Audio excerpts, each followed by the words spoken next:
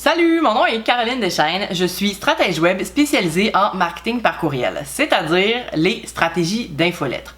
Dans cette petite formation en 5 parties, tu vas apprendre les étapes d'une stratégie d'infolette ciblée et engageante. Mais avant, c'est quoi exactement une infolette, puis pourquoi tu devrais en avoir une dans ton entreprise?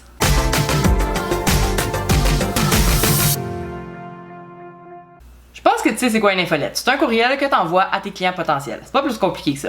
Mais qui dit infolette dit aussi courriel commercial, donc on doit respecter des lois. Au Canada, on a la loi C-28, la loi canadienne anti-pourriel.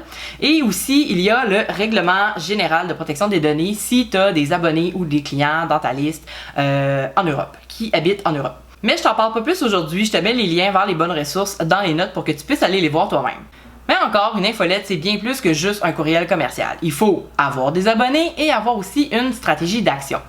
Donc, c'est quoi les composantes d'une bonne infolette, d'une stratégie d'infolette? Puis c'est ce qu'on va voir durant toute la formation. Donc, les éléments principaux, les éléments essentiels, si tu veux, on a la boîte de capture qu'on appelle aussi opt-in en anglais, tu vas trouver ça un peu partout sur Internet. On a l'offre gratuite ciblée, c'est-à-dire le lead magnet, le cadeau gratuit, l'aimant à client. Il y a aussi la séquence d'accueil ou la séquence de bienvenue, ça veut dire la même chose, et la page d'atterrissage qu'on appelle aussi en anglais la landing page. Et finalement, il y a la promotion de ton infolettre. Donc, c'est toutes des choses qui vont former ta stratégie d'infolette en bout de ligne. Donc, une infolette, pourquoi tu devrais en avoir une? Pourquoi est-ce que je suis ici en train d'essayer de te convaincre d'avoir une infolette dans ton entreprise? Et si tu en as déjà une, je suis très contente. Et si tu veux, tu peux continuer à regarder la formation quand même pour voir si tu as bien mis en place les choses que tu as besoin pour avoir une stratégie d'infolette solide. La stratégie marketing que tu devrais mettre en place en premier dans ton entreprise, c'est effectivement une stratégie d'infolette. Pourquoi? Parce que c'est la chose la plus simple à mettre en place. Tu as juste besoin de récolter les courriels de tes clients potentiels et de tes clients, à mettre ça dans un logiciel, puis t'es good to go, tu peux commencer. Puis aussi, une infolette, c'est pas obligé d'être compliqué. Oui, tu vas voir au cours de la formation, je vais t'enseigner plein de trucs à mettre en place pour vraiment bâtir une stratégie solide pour rendre ton infolette ciblée et engageante, mais à quelque part, tu peux aussi simplement avoir une liste de courriels et envoyer des courriels. Tu peux commencer avec ça et maintenant, aujourd'hui, en suivant la formation, tu vas pouvoir améliorer ce que tu as déjà mis en place. Et pourquoi aussi je dis que ça devrait être la première stratégie à mettre en place, c'est parce que ça te permet de bâtir cette fameuse connexion client que tout le monde cherche, parce que tu es justement en train de parler d'échanger avec tes clients. Donc, c'est le meilleur endroit pour commencer à développer une connexion avec ton client. Parce qu'avec une infolette, tu peux prendre le temps d'engager la conversation, tu peux parler de toi, tu peux parler de ta business, tu peux parler de tes valeurs et de tes produits et services, qui est comme super important, on n'oublie pas ça. Mais là, tu vas me dire, oui, mais là, Caroline, je suis déjà sur les réseaux sociaux, je suis occupée, je suis déjà en train de courir à gauche par droite. Pourquoi est-ce que j'aurais une infolette en plus? Ça a l'air long, ça a l'air compliqué, en plus, il faut que j'écrive des courriels, blablabla. Maintenant, je vais te démentir tout ceci. Je vais commencer par te dire que oui, les réseaux sociaux, c'est super important, ok? Que tu sois sur les réseaux sociaux, je vais pas te dire, t'as pas besoin d'être là-dessus parce que t'as une infolette. C'est quand même pas vrai non plus, là. Les réseaux sociaux sont là pour te faire découvrir. C'est là aujourd'hui qu'on fait notre publicité, que les gens tombent sur nous, qui nous découvrent rapidement, qui sont comme « Oh, regarde, il y a telle entreprise qui existe. » Mais c'est pas fait pour bâtir une connexion client. Tu peux pas te mettre à parler avec les gens un à un ou raconter plein de secrets, donner des trucs VIP. C'est tellement large, puis tu sais pas quand les gens reviennent. À la vitesse que les gens voient ton contenu sur les réseaux sociaux, t'as pas le temps de rien bâtir de profond avec ces gens-là.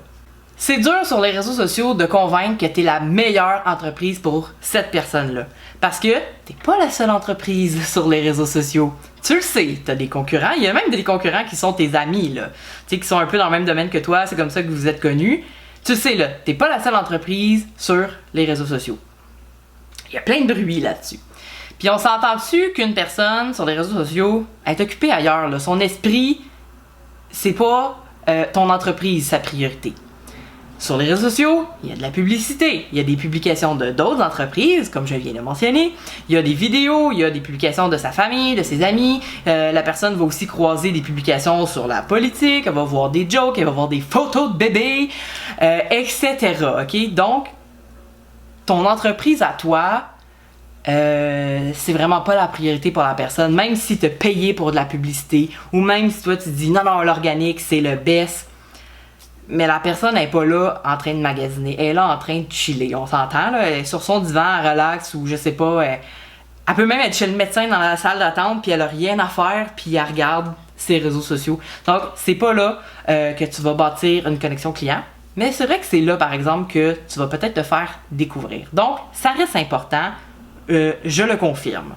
Par contre, les réseaux sociaux sont tout le contraire d'une infolette. Parce que dans une infolette, les gens sont là pour t'écouter toi. C'est comme si les gens avaient acheté un billet pour venir assister à ta conférence. Ils sont là pour écouter ton message.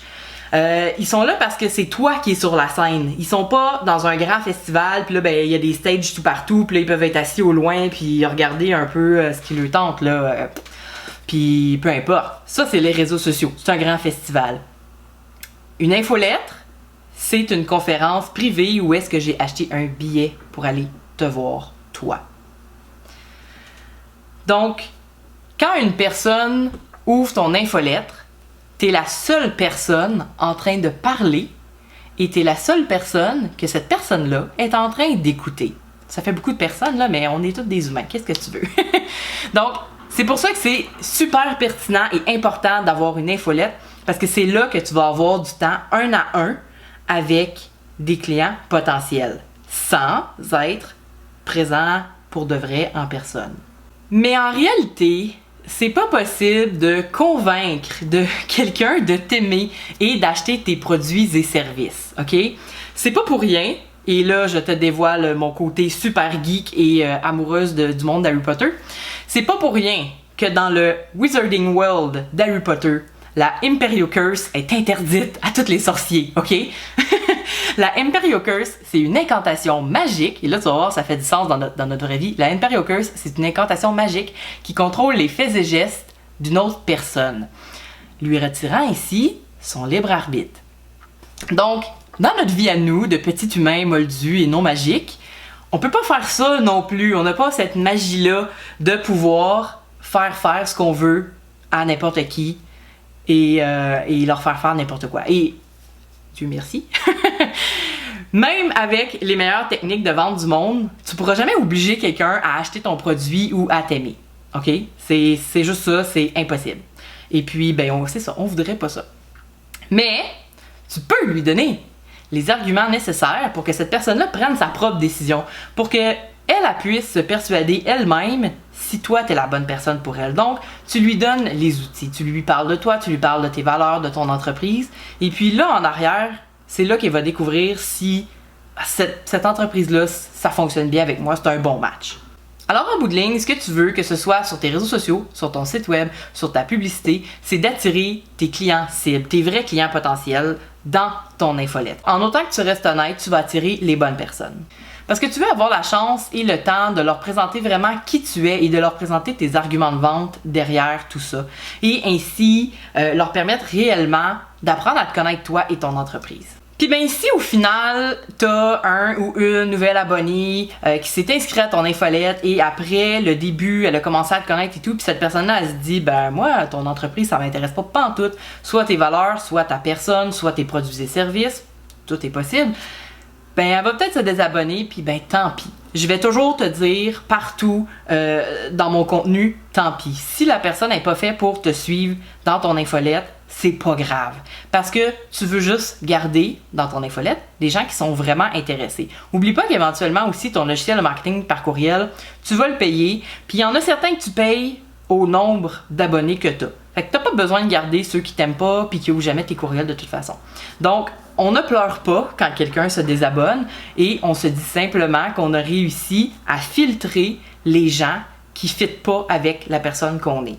OK? Donc, pas de panique, on se stresse pas avec ça. Un autre point important du pourquoi est-ce que tu devrais avoir une infolette dans ton entreprise, c'est que grâce à une infolette, tu vas aussi être capable d'obtenir vraiment beaucoup d'informations pertinentes sur tes clients potentiels parce que tu peux leur poser des questions. Puis là, ben, tu sais, vu que c'est pas at large, puis si c'est plein de bruit comme les réseaux sociaux, ben, il y a des chances qu'ils te répondent. Puis aussi, éventuellement, tu vas apprendre, toi, à les connaître et tu vas pouvoir ensuite les cibler. Parce que quand tu envoies un message, quand tu envoies une infolettre, t'es pas obligé de l'envoyer à toute ta liste. Moi, j'ai beaucoup de clients, je les vois, ils me disent ça, ah, j'ai envoyé ce courriel-là, puis là, je l'ai envoyé à tout le monde. Mais pourquoi? Tu sais que souvent, on a différents types de produits, différents types de services, etc. Mais des fois, chacun de ces éléments-là peuvent cibler encore plus précisément certains de nos clients. Donc, pourquoi ne pas les viser encore plus précis?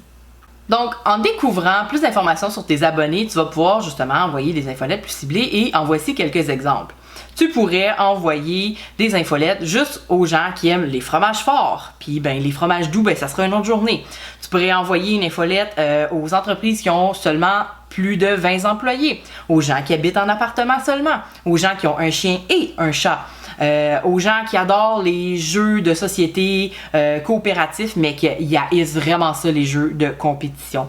Tu peux envoyer ça seulement aux gens qui aiment voyager, jardiner, cuisiner, prendre un bain, etc. C'est à toi de voir quelle information tu as besoin et comment tu veux cibler ton audience. Ta liste va donc devenir ton meilleur focus group parce que ça va être un ramassis, une grosse boule de gens qui sont déjà intéressés par tes produits et services et ton entreprise et toi et ta personne. C'est grâce à eux, tu vas pouvoir leur poser des questions, tu vas pouvoir tester tes idées de futurs projets, futurs produits, services, valider leur intérêt et éventuellement même vendre des versions bêta ou des versions light si on veut en mode encore en travail. Tu vas pouvoir faire ça parce que ces gens-là, il y en a quelques-uns dans ta liste qui vont devenir tes VIP puis qui vont tout le temps être les premiers à lever la main. Moi, je veux tester ce que tu vends. Donc, ces gens-là, c'est là qu'ils sont. Ils sont dans ta liste. Dans la prochaine partie de la vidéo, parce que oui, on a déjà terminé ce segment-ci, on va justement regarder comment attirer les gens dans ton infolettre. Donc, entre-temps, tu peux aller consulter mes autres contenus gratuits sur mon site web carolinedeschaines.ca et je te dis salut, à bientôt!